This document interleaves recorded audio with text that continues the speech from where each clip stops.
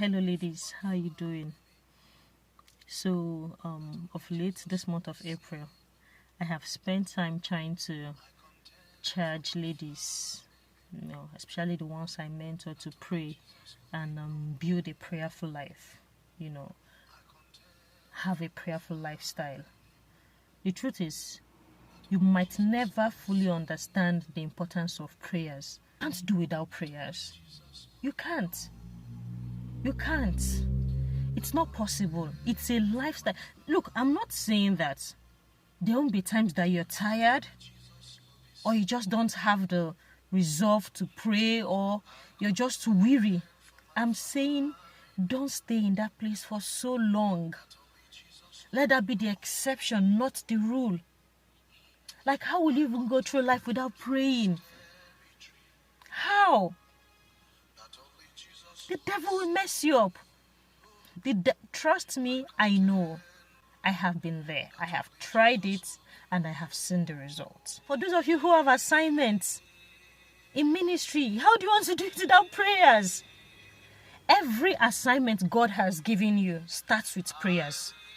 As a matter of fact, the first instruction you most likely get is to charge up your prayer life. Before God begins to show you what is going to happen, you must have spent time praying. Every assignment begins from a place of prayer. Even in your careers, even in your place of work.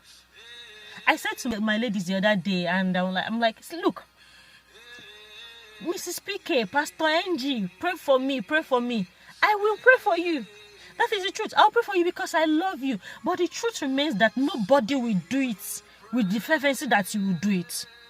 Except you have a case, a situation, something that we need divine intervention. Listen, just me, small me. Of the 24 hours I have in a day, of course I have a lot of things I need to do. And there are sometimes there are some hours dedicated to prayers. And I'm praying. How many hours do you think I'm dedicating to you? How many hours do you think I actually spend praying for only you? Now imagine your pastor. Imagine the congregation. You think he's spending 4 hours praying for you? You think he's spending 2 hours praying for just you? I need you to think about it. Of course he's not. Of course your pastor's wife is not. Except, like I said, you have an issue that needs intervention. We will pray for you. But it can never be like when you do it with the urgency it requires. I posted that you are first the priest of your destiny. You are first the priest of your life. It is you who needs to live the life and do everything that is required of a priest over your life. Priesthood is representing, doing activities that gives the heavens, give the heavens the permission to function on earth, to bring God's wisdom, to bring God's love, to bring the atmosphere of heaven into a life of a people. But for you, it is into your life first. It is into your life first. A lot of persons want to get married. You need to build a connection, a relationship with the Holy Spirit, with God first. Have a relationship with God so that when it's time to get married, you are not going and saying, God, I am praying, I'm trying to hear God. I'm trying to hear God, but God is not saying anything. How will you even know if he's talking? Because you don't know his voice. You don't know how God talks to you. That relationship is not there first. How will you even know if God is saying, don't marry this person? Don't wait for when you are about to get married to start trying to hear from God. Make it a habit of hearing from God, for what to put on, for what to eat, for the next move to make, for that your education, for that your career, for that your small business, that clothes you're selling, that thing you're doing, that decoration you're doing. Make it a habit to hear God. Make it a habit to know God. Let your voice be recognized in heaven. So when you want to make decisions, I hear a lot of persons ask me, how did I know when it was time to get married to my husband?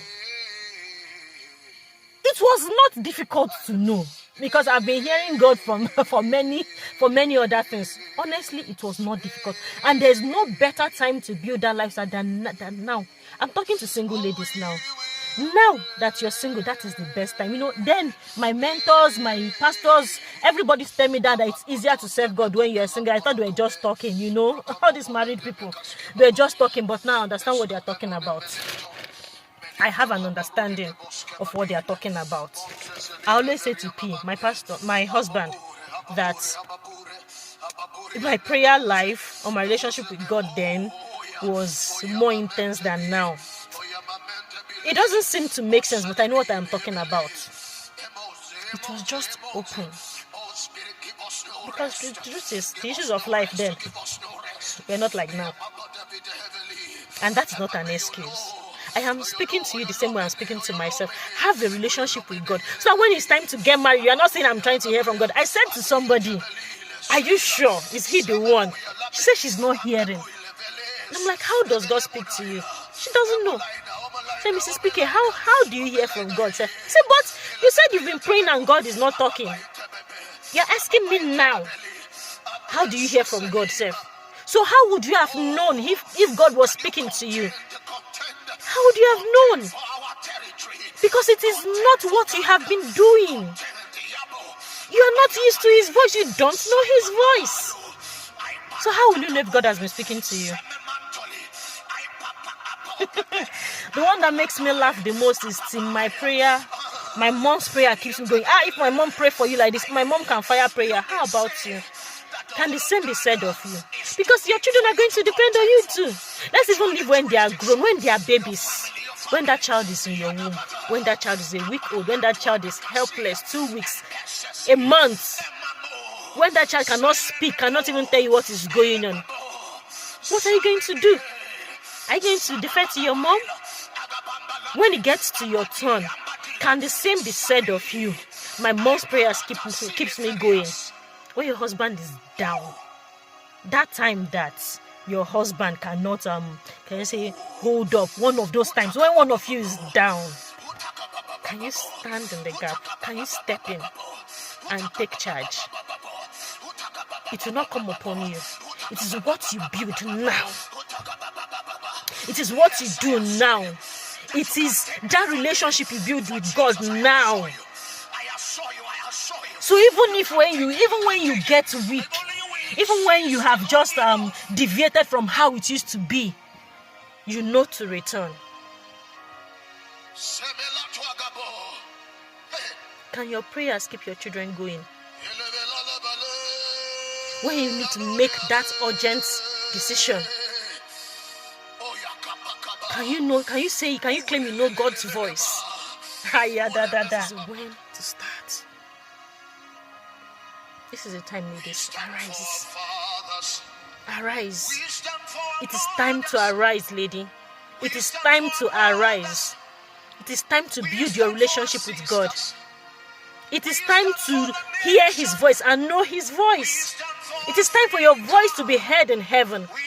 It is time for the heavens to entrust you with things. Stand up, lady. Arise.